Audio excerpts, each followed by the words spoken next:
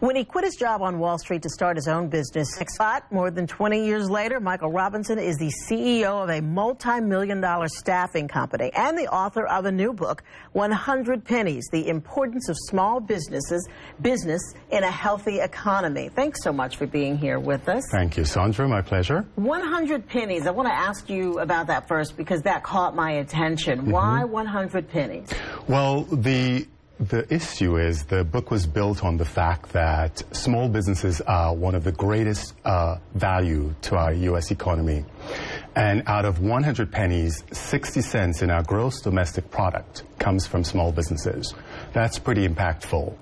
So the ideal was to be able to bring that simplicity to a book and a story and creating the issues that are relevant to small businesses and how we can strengthen that infrastructure.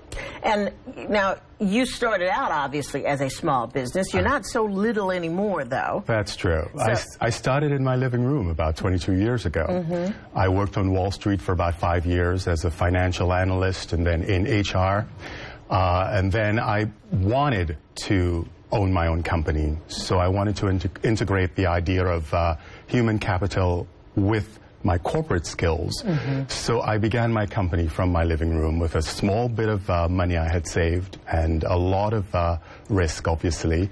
And the company grew from my living room within 6 months so that I had to move into Manhattan and find... Woe is me. I know. You had to move. Listen, I thought it was going to be a small operation, you know, contained in that environment, but with a lot of effort, energy, and sacrifice, it grew quite a bit, so I'm pleased. And let's face it, everyone, if they start a small business, they don't necessarily want it to stay small forever. And some of them stay small, some of them, like you, they get to be bigger. What you do want them to be is successful and to be a healthy company, no matter how the growth is. Correct. You know, how can you make that happen?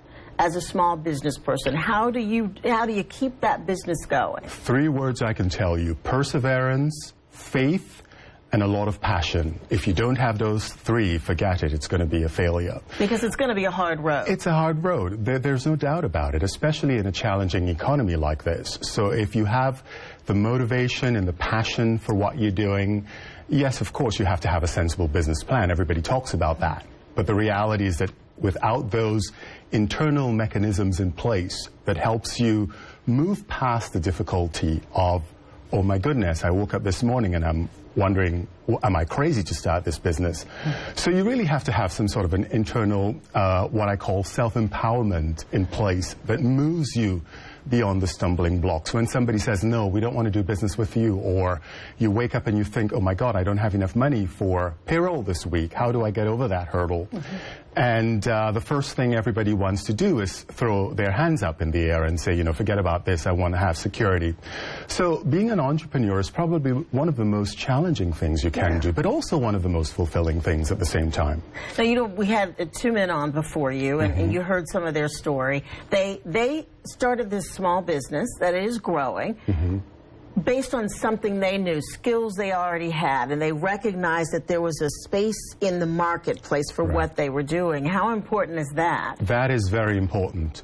It's important because you need to know the product or service you are providing and who the target audience is that you're providing it to. If you know those 2 things, then you're able to sell the product effectively or service, and you're able to build your business on that. A lot of small businesses are built on reputation, you know, so you do a good job and other people pass it along. Exactly. And you know, in this high-tech world, I guess you still, you know, can't discount the importance of that. Oh, absolutely. Social media is one of the main functions of advertising these days. A lot of small businesses that I know utilize social media: Facebook, LinkedIn, you name it, even Pinterest.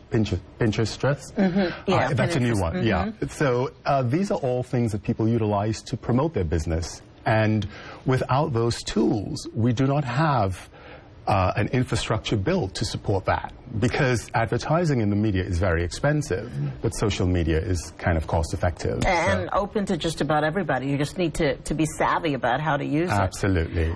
I have to ask you, why is it, getting back to something that you mentioned at the top of this interview, Why is it that we in this country seem to focus so much on corporations, and people discount how important, you know, that mom and pop story is, that small business? I mean, they really are, as you pointed out, the economic engine in the country in a lot of ways. Well, Sandra, that's why I wrote the book, because of that exact reason. I felt that we as a country do not understand the importance of small business in a healthy U.S. economy.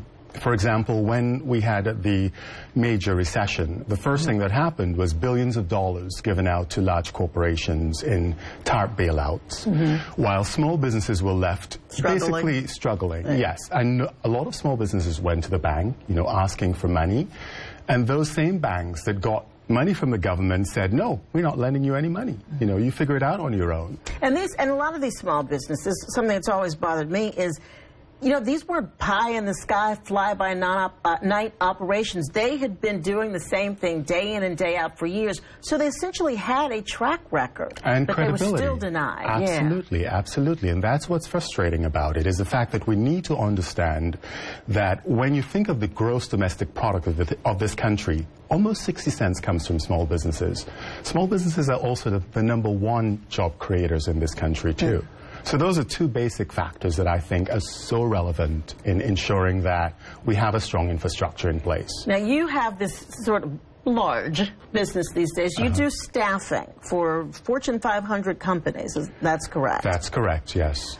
Do you still, even as a bigger company now, adhering to some of the principles that, you know, that you say small businesses need to follow, and if they want to get on the road to getting bigger? Well, you know, growth is always the idea. You want to grow a business. You don't want to just open a business and have it sit there not evolving.